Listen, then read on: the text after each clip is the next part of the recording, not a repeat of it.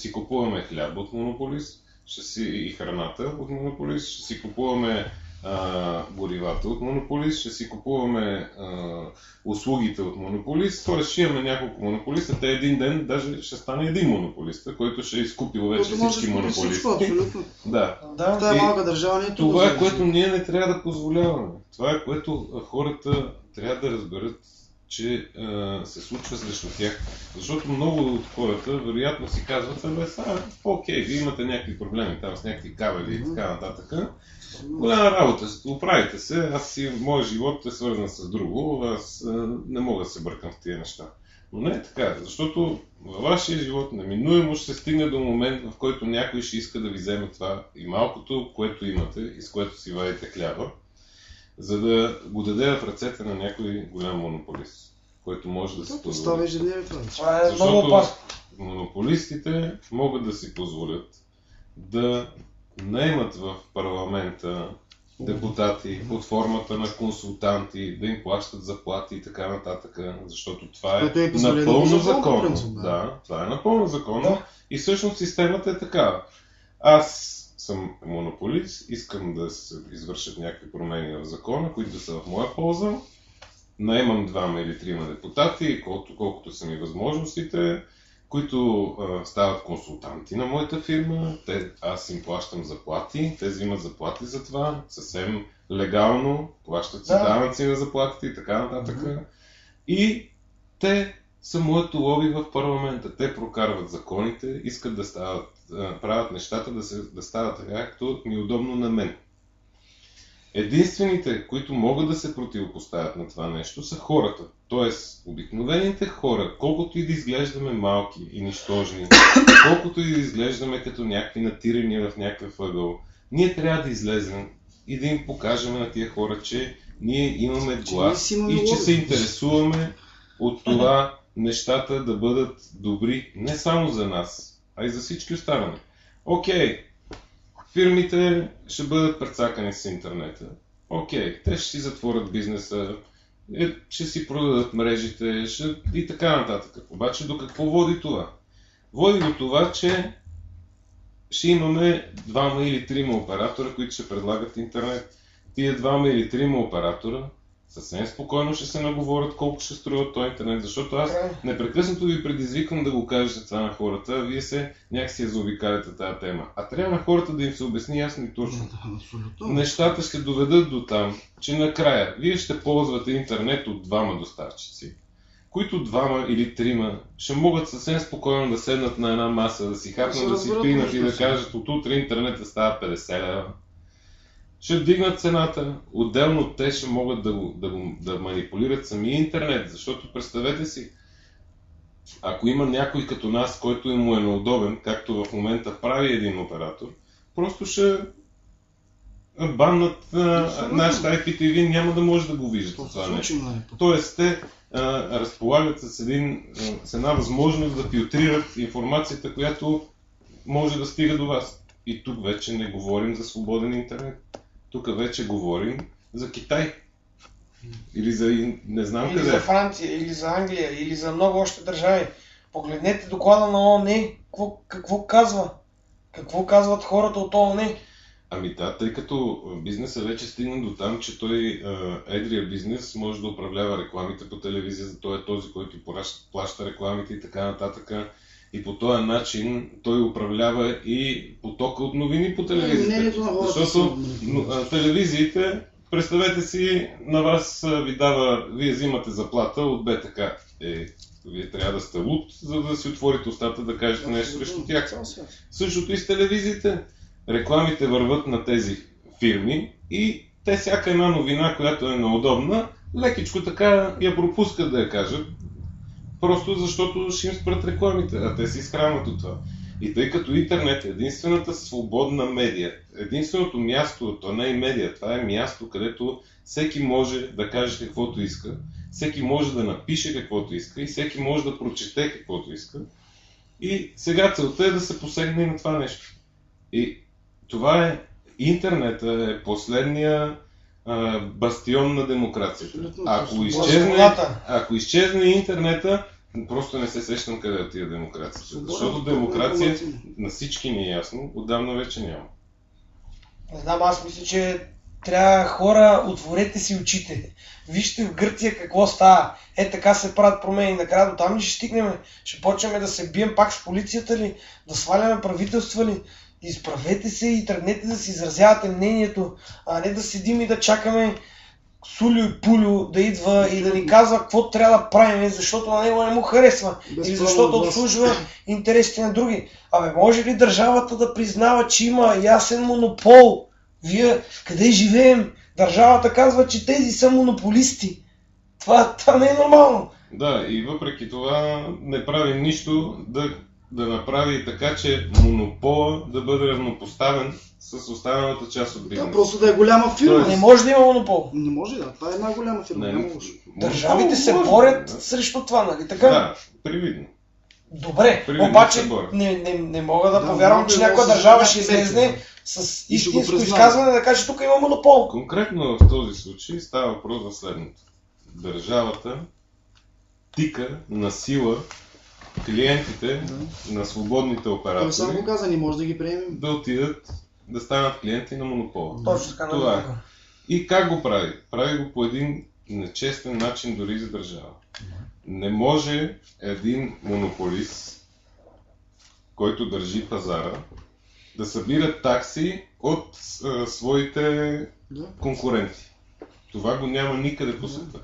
Най-малкото е, че БТК трябва да направи една фирма, която да се занимава само с шахтите и БТК да плаща Да по плаща. същия начин точно така, такси да. на нея, за да бъде абсолютно Както равнопоставен направи на с всички Microsoft с останали, други филми, да откъснат. за Да да се бъде разберат. равнопоставен Да. с останалите играчи на пазара. Защото по този начин няма равнопоставеност.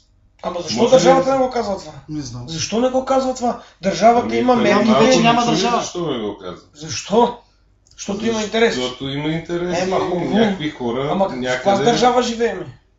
събират някакви Държава на блага. интересите, бе, човек. Ма не може да има държава на интересите, бе, хора. Държава, Не може чакайте, официално да държава има на такава интересите държава. има и ще има, докато някой не се противопостави на това нещо.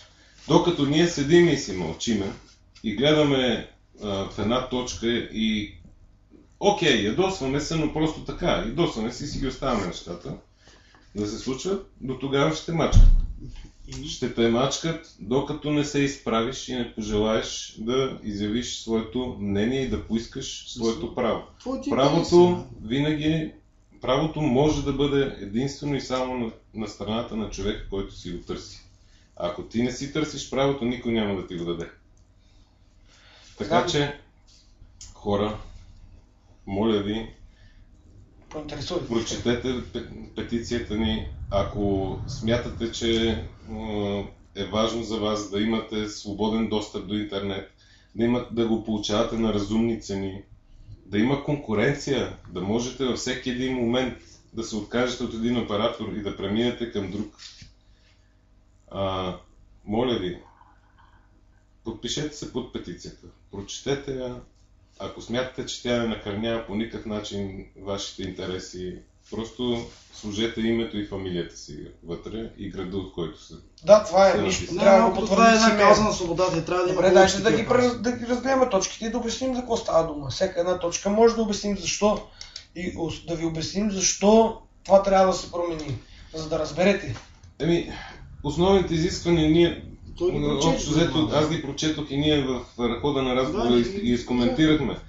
Първото изискване е да се прекрати незабавно акцията по свалянето на кабелите и санкционирането на доставчиците, водеща до ограничаване на интернет достъпа, което противоречи с последните предложения на Комисията за защита на човешките права, внесени в ООН. Точно така.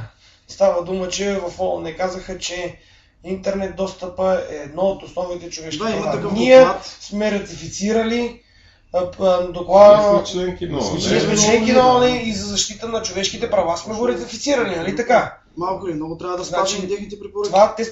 Тя е препоръка, обаче препоръка е Лицето на една така демократична казано. държава, да, Като значи цяло имаш ние облик. трябва да спазим тия неща. Абсолютно. Нашата държава потъпква доклада на ООН. Вие сещате ли се за какво става дума? ООН казва, че достъпа трябва да Значи е не случайно максимално хората са олекотен и максимално свободен и да не се правят никакви ограничения. И цитира сумайте държави, които го правят и ги карат да променят това. Сега ние какво правим? Значи ние сме изцяло, в смисъл, официално нарушаваме човешки Какво правим? права. Оставаме няколко човека да ни водят за носа. Абсолютно. Това правим. Нарушават ни правата. Държавите са, не казват, че ни нарушават правата. И ние седим тук и нищо. И министрите ни, и управляващите си чоплят в носа си Днеска на един човек и го нищо каза не правят. Там, като бяхме да събираме, те ми се измяха буквално. Значи, Явно не е смешно за нашите Вихрен хора. Матев, който Да. е наш приятел и той в момента не може да е тук, защото постоянно търчиме с него по събрания и така нататък. И не може от Перник да дойде. Той излезна днеска и го казва това за правата и така нататък. Аз мисля, че никой не го чу, защото всички Абсолютно. почнаха да си говорят от комисията, докато господин Матев говореше и се опитваше да обясни какво не Кое са е казали, истината? обаче от комисията никой не го интересуваше, за съжаление. Никой от тях не е назначен на работа, господин Матев. Да, И те веднага оглушават. Препоръчваме на господин Матев Има да този, вземе не сме да си го назначи виждали. депутати. Да си назначи господин Матев депутати, да го чуят следващия път, Хубаво. защото ще ходиме Обяви на тук събиране. назначаване на депутати. Да, господин Матев, назначете няколко депутата към вас и може да се промени работата. Ще ви чуят и вас. Другия път може да го чуят. Следващото.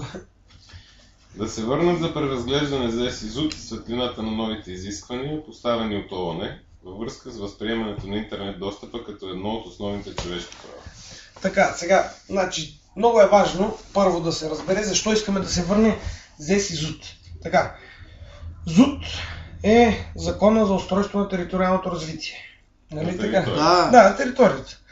Става дума, че някой от ЗУТ, докато е гледал мухата, която лети в небето, е решил, че кабелите са строеж. Сега, моите уважения, но този кабел първо постоянно бива подложен на всякакви видове метеорологични условия. Дали е в шахта или е отвън, той пак е подложен на тези метеорологични условия. С изключение слънце. Ако е под земя, само слънцето не му влияе. Студ, вода и топлина си му влияят. Значи той се подменя, това е ясно. И не само Значи това. кабела ни е временно нещо. Този кабел е нещо, което не издържа 3-4 години даже, защото постоянно се случва да има някакви проблеми. В шахтите, сега ще ви кажа какво се случва. Много хубави плъхове ни изяждат кабелите. Ние, за да го сменим този кабел, трябва да вземем направо да построим нов, защото Да, защото отиваме трябва с някакви строим. багери. Да сега, чакаме защото 6 месеца да, да ние го строим построим едни този кабели с едни багери там, Ма не само в това. едни тръби, които са си Да. построени. Как Да, може да това искаш? инфраструктурата е Как може да ми, как Все може да ми кажеш този човек, газопровода да я ще спреш. спреш? Да. Разбираш, или тока, който тече, това е изградена След инфраструктура. това, този кабел, който е на фасадата на кооперацията, как може да я строиш, като той издържа още С по-малко. строители с каси По-малко. сме го Така, защо издържа по-малко? Сега, случва се преустрояване на кооперациите. Тоест, хората се Саниране, санират, да. боядисват и какво ли още не. Тези кабели се фащат, трът И се и се изрязват. Вече ги изрязват. няма. Отиваме ние като оператори и почваме да оправяме тези кабели. Тоест, хората казват, ние не искаме да изглежда така фасадата, направете го така и ние го правим така, както хората искат. Те имат право. А не това е както друго. държавата иска, защото Абсолютно. хората искат така. Има хора, които казват, вие лудили сте, ще ми влизате в хода подземно. Абе, кои сте вие, че ще ми влизате в хода? И почва един спор. Ние трябва да се разберем с тези хора, с Това е домоуправителите и така нататък, да влезне този кабел вътре. Или в санировка, или в Кабелът лайф, или постоянно подземно, бива има начин. резан, повреждан, смачкван и така нататък. Това е консуматив.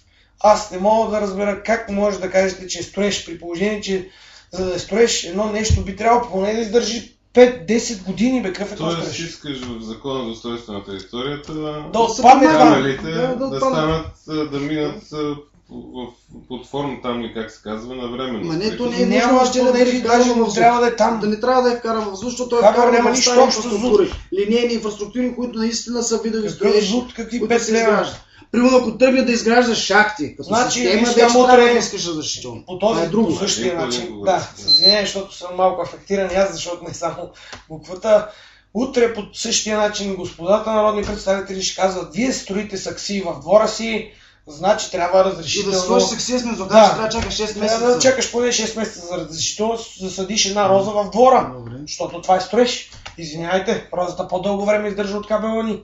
Дайте да ги направим и тях строеж. Дърветата трябва да се строеш. Всичко трябва да я строеш. Да, и кабела се